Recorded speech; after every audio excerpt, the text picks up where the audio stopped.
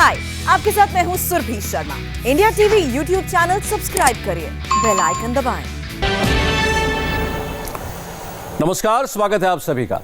हमारे देश के पुराणों में समुद्र मंथन का किस्सा है। समुद्र के मंथन से विष और अमृत निकला। नरेंद्र मोदी की सरकार ने 21वीं सदी का सागर मंथन शुरू किया है, जिसमें भारत को सुपर पावर बनाने का फॉर्मूला है। सदियों से हम देखते आए कि जिसका भी समंदर पर राज होता है वो दुनिया पर हुकूमत करता है। महासागर हिंदुस्तान के लिए हर लिहाज से इंपॉर्टेंट है, सिक्योरिटी हो, डिप्लोमेसी हो या इकोनॉमी हो। 21वीं सदी के सुपर पावर गेम में भारत को समुद्र मंथन से क्या हासिल होगा, देखिए इस रिपोर्ट में।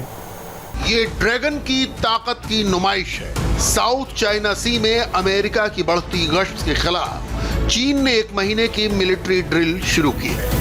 जब से अमेरिका ने चीन के आसपास के समुद्री इलाके में गश्त बढ़ाई है, ड्रैगन बावला हो गया है। साउथ चाइना सी में चाइना की नेवी और एयरफोर्स लगातार पावर प्रेजेंटेशन कर रही है। जहाज से फायरिंग और एयर ड्रिल से साउथ चाइना सी के पूरे इलाके में घन गरज का माहौल है। चाइना और अमेरिका की ये लड़ाई समुद्र पर दबदबे की है। अमेरिका सुपर पावर है तो चीन उसका चैलेंजर। कौन सा देश कितना ताकतवर है, दुनिया में कौन सुपर पावर है, इसका फैसला कई सदियों से इस आधार पर होता आया है कि समुद्र पर, उसके संसाधनों पर, इंपॉर्टेंट सी रूट्स पर उसका किस हद तक कंट्रोल है। ये कंट्रोल सिर्फ हथियारों के दम पर हासिल नहीं होता।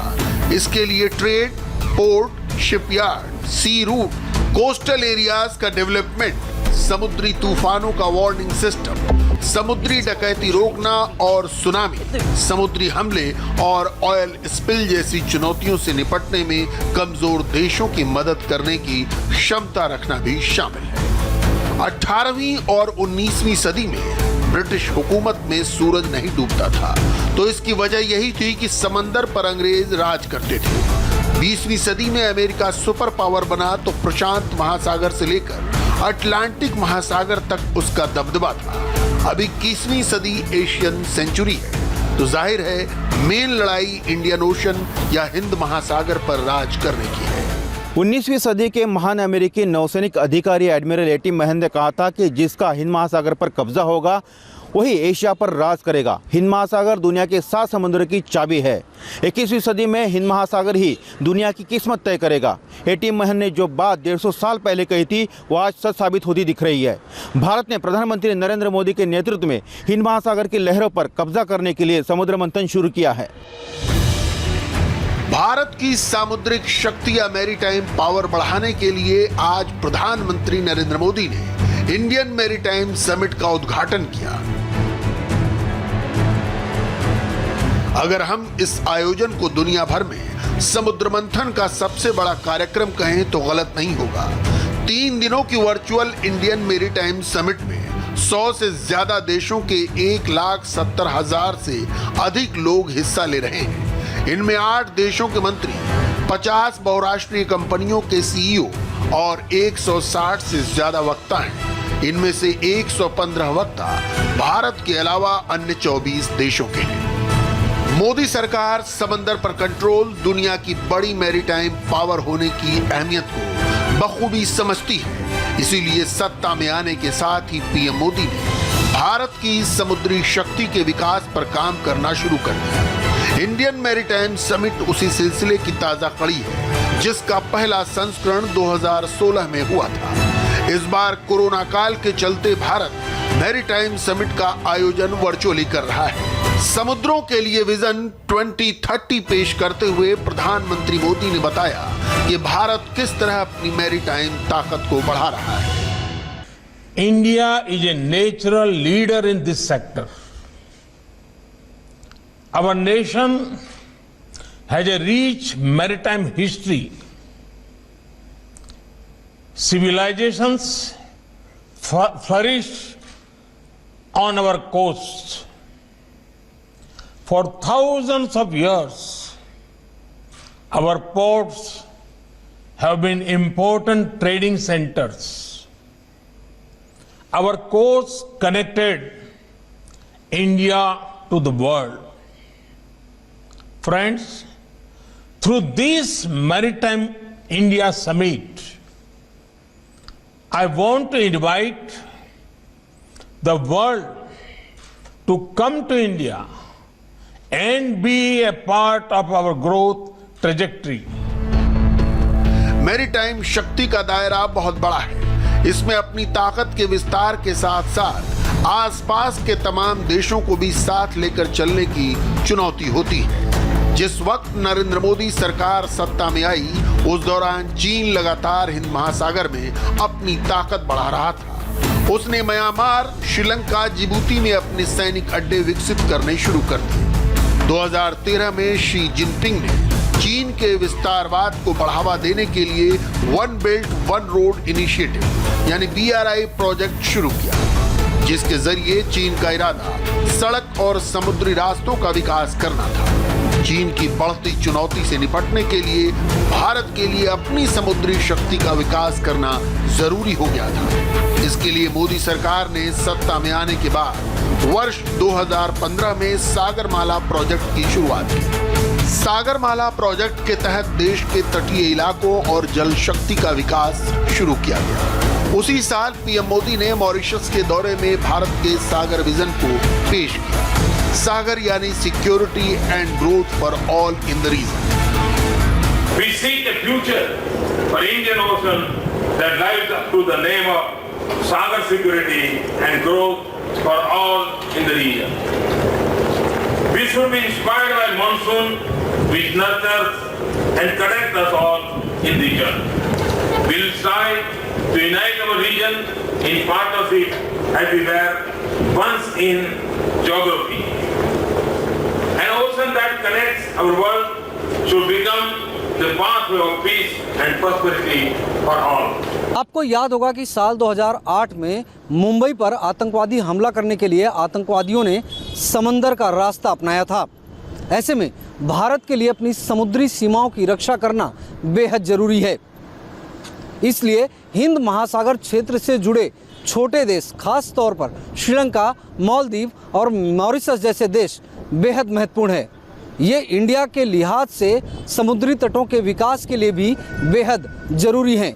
इसलिए इंडियन मैरीटाइम बोर्ड अब इन देशों के साथ मिलकर समुद्री सीमाओं की सुरक्षा और विकास को आगे बढ़ावा देने में जुटा हुआ है। मैरीटाइम शिखर सम्मेलन का मकसद भारत की समुद्री शक्ति और वाटरवेज का डेवलपमेंट करना है। इसके लिए इंडिया वर्ष 2035 तक 82 अरब डॉलर यानी करीब 6 लाख करोड़ के प्रोजेक्ट में इन्वेस्टमेंट करेगा। इतने भारी इन्वेस्टमेंट से करीब 574 प्रोजेक्ट पूरे किए जाएंगे। इसमें बंदरगाहों का विकास, पुराने लाइट हाउसेस का डेवलपमेंट, टूरिज्म को बढ़ावा, शिपयार्ड और जल परिवहन के नए रास्तों का विकास शामिल है। हर बंदरगाह के साथ क्लीन एनर्जी के प्रोजेक्ट यानी विंड और सोलर एनर्जी के प्लांट लगाने की भी योजना है। India has as many as 189 lighthouses across this vast coastline. We have drawn up a program for developing tourism in the land next to 78 lighthouses. The key objective of this initiative is to enhance development of the existing lighthouses and its surrounding areas into unique maritime tourism landmarks. Steps are also being taken to introduce urban water transport system in key states and cities such as Kochi, Mumbai, Gujarat and Goa. समुद्री शक्ति के विकास में सबसे बड़ा angle security का है। 26/11 के आतंकवादी हमले ने भारत को अपने समुद्र तटों की सुरक्षा की इंपॉर्टेंस का एहसास कराया था। पाकिस्तान हमेशा इस फिराक में रहता है कि किसी न किसी तरीके से इंडिया को नुकसान पहुंचा सके। जमीनी सीमा पर चौकसी बढ़ने के बाद से पाकिस्तान की निगाह भारत के तटीय क्षेत्रों पर है। भारत की समुद्र तटीय सीमा करीब 7,500 किलोमीटर लंबी है, जिसकी सिक्योरिटी चुस्त दुरुस्त रहना बहुत जरूरी है। पाकिस्तान के खतरे से निपटने के लिए मुंबई हमले के बाद इंडियन नेवी ने गुरुग्राम में information management and analysis centre शुरू किया था। इसका मकसद भारत के आसपास के समुद्री इलाकों की हर हलचल पर नजर रखना है। ये सेंटर नेवी और कोस्ट गार्ड मिलकर चलाते हैं। 2017 से नरेंद्र मोदी के पीएम बनने के बाद से भारत ने अपने समुद्री क्षेत्र के डेटा को हिंद महासागर के अन्य देशों के साथ शेयर करना शुरू किया, जिससे चीन और पाकिस्तान जैसे देशों की किसी भी समुद्री साजिश को नाकाम किया जा सके। अपनी मैरीटाइम नीति के तहत भारत फॉरेन इन्वेस्टमेंट की मदद से अपने कोस्टल एरिया का डेवलपमेंट, नए शिपयार्ड और पोर्ट का विकास कर रहा है। ये क्यों जरूरी है और इंडिया के लिए समुद्र की कितनी अहमियत है, इसे आप बस इस छोटे से आंकड़े से समझ लीजिए। भारत के कुल व्यापार का 90% समुद्र के रास्ते होता है। ये भारत के व्यापार के कुल मूल्य का 70% है। समुद्र के रास्ते भारत 300 अरब डॉलर से ज्यादा का निर्यात करता है, तो उसका 450 अरब डॉलर का इंपोर्ट भी समुद्र के रास्ते होता है।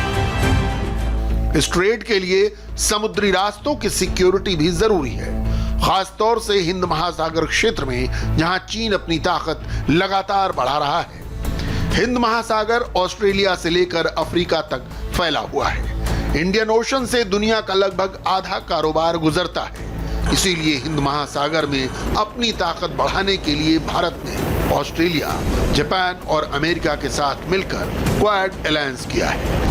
इन चारों देशों ने पिछले साल नवंबर में नेवल एक्सरसाइज मलाबार किया था।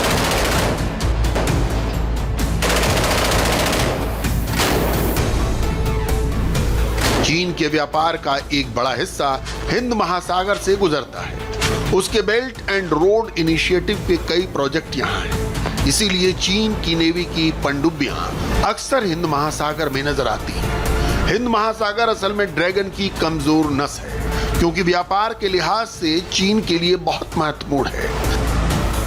चीन और पाकिस्तान के खतरे से निपटने के लिए ही भारत अपनी नौसैनिक ताकत बढ़ाने के साथ साथ मैरीटाइम डेवलपमेंट पर जोर दे रहा है, जिससे हिमालय की चोटियों से लेकर सुदूर समुद्र तक चाइना के हर चैलेंज से निपटा जा सके। हाय, आई एम सुरभि शर्मा। खबरों से अपडेट रहने के लिए India TV YouTube channel subscribe करिए, साथ में बेल आइकन जरूर दबाएं। जुड़े रहें इंडिया टीवी के साथ।